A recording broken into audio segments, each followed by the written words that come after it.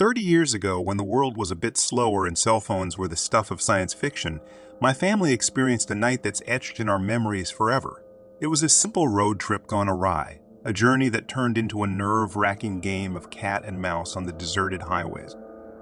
My husband Jake, a man of steady nerves and calm demeanor, was driving us back from an out-of-town trip. It was late, the kind of late where the moon hangs heavy in the sky, and the stars seem to dim with sleepiness. Our kids, then just little bundles of energy, had finally succumbed to slumber in the back seat.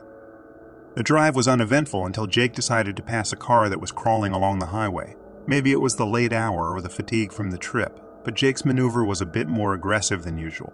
He swerved in front of the slow car, and that's when our quiet night drive took a dark turn. The driver of the car we passed didn't take kindly to Jake's move. He sped up, glued himself to our bumper, and started tailgating us aggressively. The glow of his headlights in our rear-view mirror was like the unblinking eyes of some relentless predator. We exchanged worried glances. The road was nearly deserted, and the idea of this stranger following us all the way to our doorstep was unsettling. Jake, trying to keep his cool for the sake of the kids and me, decided to take an early exit, hoping to lose the tailgater in the network of streets. But it was to no avail. The car followed us off the highway, through every turn and twist we took. It was clear then. This wasn't a mere coincidence. This guy was out for confrontation. Panic began to set in. The kids were still asleep, oblivious to the unfolding drama. We couldn't lead this guy to our home, not with the kids in the car. Jake made a split-second decision and headed towards his workplace, which fortunately had an armed guard on duty at all hours.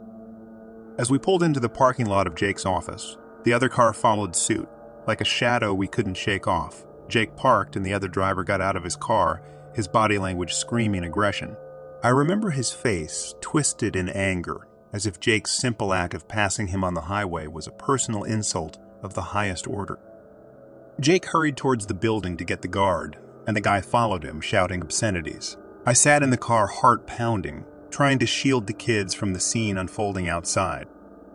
The guard, a burly man who had seen his share of late-night incidents, came out and stood between Jake and the irate driver. The guy continued to rant, pointing fingers and accusing Jake of reckless driving. The guard, assessing the situation, intervened. "I'm going to have to ask you to stay here with me until they leave," he said to the man, his voice firm. "Otherwise, I'll have to call the police."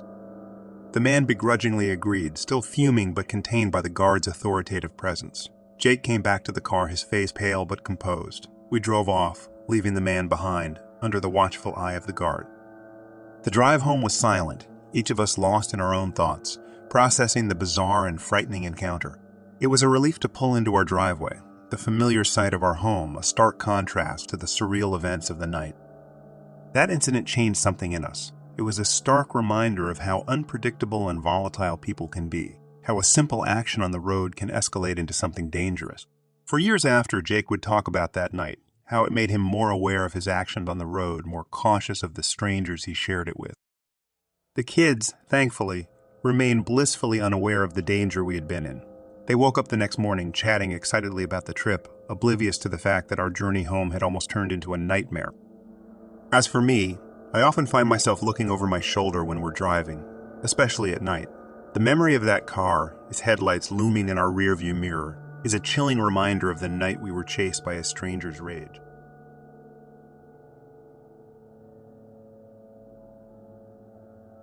My young wife and I were moving between cities.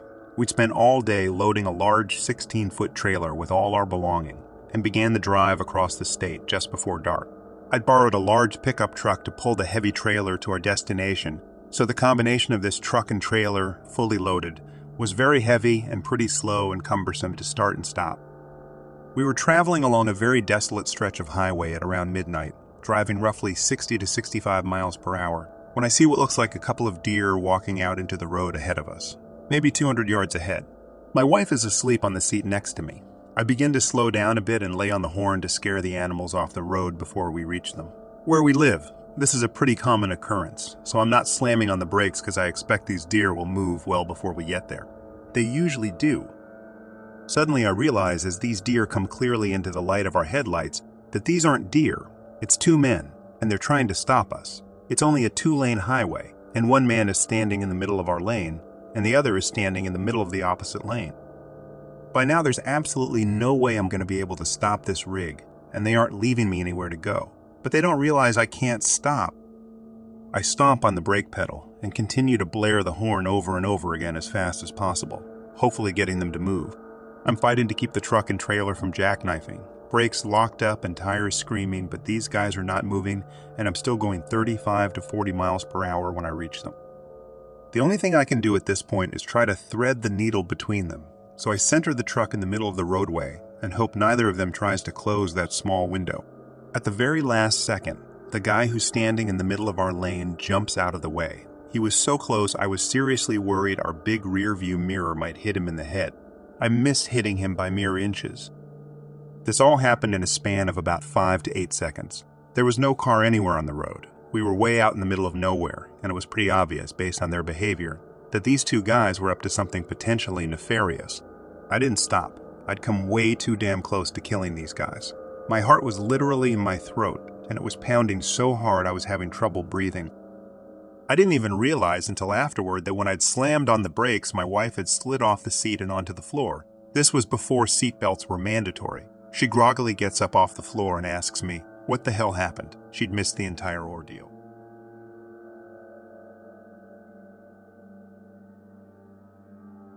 I'll never forget the night my beloved junkie convertible, a 1989 Capri, became the stage for my own personal horror show. I was 16, living in rural Missouri, where the nights were as dark as the coal mines and as quiet as a secret.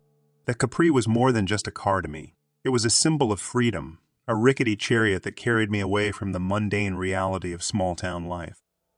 One warm summer night, I decided to take the long way home, cruising down those back roads that snake through the countryside. The top was down, and I was reveling in the night air, the kind that smells like fresh hay and distant wood smoke. It was one of those moments where everything felt perfect, like a scene straight out of a coming-of-age movie. As I drove under a canopy of low-hanging trees, their leaves whispering secrets to the night, I heard it, a weird, sharp slap from the back seat. My heart skipped a beat. In that split second, I thought maybe a branch had fallen into the car. But what I saw when I turned around froze me to my core. There, in the dim glow of the cabin light, was a huge black snake, its scales glistening like polished obsidian. It was frantically slithering, twisting and turning in a panic, desperately trying to find refuge under my seat. Now let me tell you, I've never been a fan of snakes. Sure, I knew this one was probably a harmless rat snake, but in that moment all rational thought was replaced by pure, unadulterated terror. I nearly wrecked the car, swerving as I struggled to keep my eyes on the road and the serpent simultaneously. My heart pounded against my ribcage like a prisoner trying to escape. I pulled over as quickly as I could, the tires screeching in protest. I must have looked like a madman, screaming at the top of my lungs, flailing my arms in a wild attempt to shoo the snake away. I didn't dare to try and remove it myself. So, there I was, stranded on the side of a desolate road with nothing but fields of corn for company. Trembling, I fished my phone from my pocket and called the one person who I knew could handle this situation, my dad. "Dad, you've got to help me. There's a snake in my car," I exclaimed, my voice a cocktail of panic and desperation. "What? A snake? Are you sure?" His voice was groggy. I'd obviously woken him up. "Yes, I'm sure. It's huge and black and it's in my Capri." I could almost hear the gears turning in his head as he tried to process this bizarre midnight call.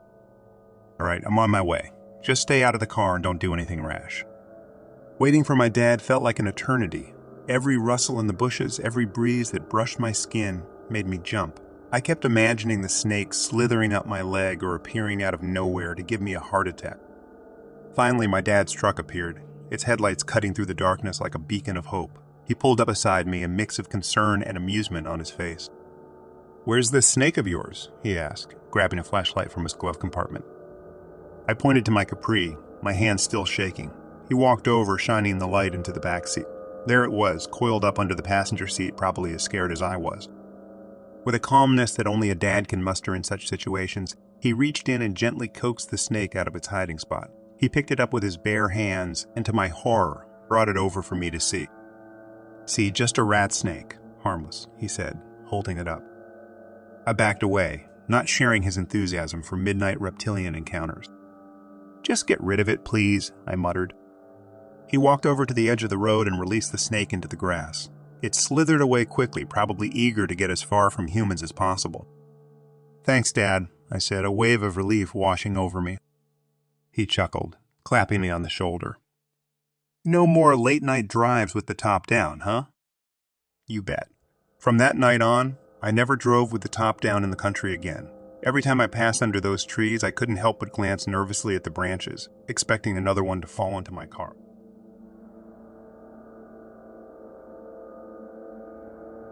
Working the night shift at the old factory on the outskirts of town wasn't my idea of a thrilling job, but it paid the bills. My trusty moped was my companion on these nightly adventures, its dim headlight barely cutting through the darkness as I navigated the empty streets of our sleepy town. One particular night, or rather early morning, something happened that I still can't explain. It was around 3 a.m., and the streets were as deserted as a ghost town.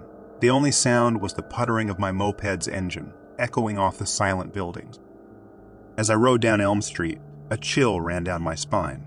It wasn't the usual chill of the night air, but something different. My headlight, though feeble, was enough to light up the road a few feet ahead, and that's when I saw it. At first, I thought my eyes were playing tricks on me, a result of too many hours staring at the flickering lights of the factory machinery. But as I got closer, it became unmistakably clear. There, floating just overhead, was what appeared to be a pair of black pants. Yes, pants. But there was no body in them, no person wearing them. They were just there, hovering in midair, moving slowly in a walking motion. I slowed down, squinting to get a better look. The pants moved with an eerie grace, as if an invisible man were taking a leisurely stroll down Elm Street at 3 a.m. I could see the fabric ripple slightly, as though caressed by a gentle breeze. My mind raced with possibilities. Was it some sort of optical illusion? A trick of the light? Or something more supernatural? I've heard stories of ghosts and spirits, but I'd never put much stock in them. Yet here I was, staring at what seemed like a paranormal phenomenon.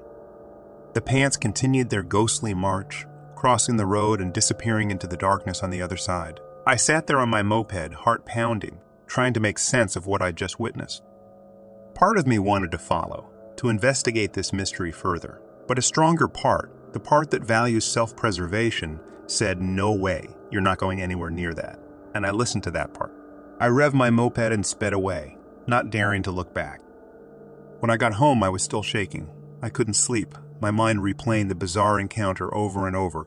I tried to rationalize it, to come up with a logical explanation, but nothing fit. It was just too surreal, too inexplicable. The next day, I shared the story with a few coworkers, but they just laughed it off. "Too many night shifts are messing with your head," they joked. Maybe they were right. Maybe it was just a trick of the light, a hallucination brought on by fatigue. But deep down, I knew what I saw. Those pants, floating and walking as if carried by an unseen force, were as real to me as the moped I rode on. I couldn't shake the feeling that I'd glimpsed something otherworldly, something that defied explanation. From that night on, I took a different route home from work. Elm Street, once just an ordinary road, had become a place of mystery and unease for me. I couldn't bring myself to ride down it again, especially not at night. Occasionally, I still wonder about those floating pants. What were they? Why were they there? Were they a ghost, a spirit, or something else entirely? I guess I'll never know. And maybe that's for the best. After all, some mysteries are better left unsolved. But one thing's for certain, I'll never forget the night I encountered the Midnight Walker of Elm Street, and I sure as heck wasn't going back to double check.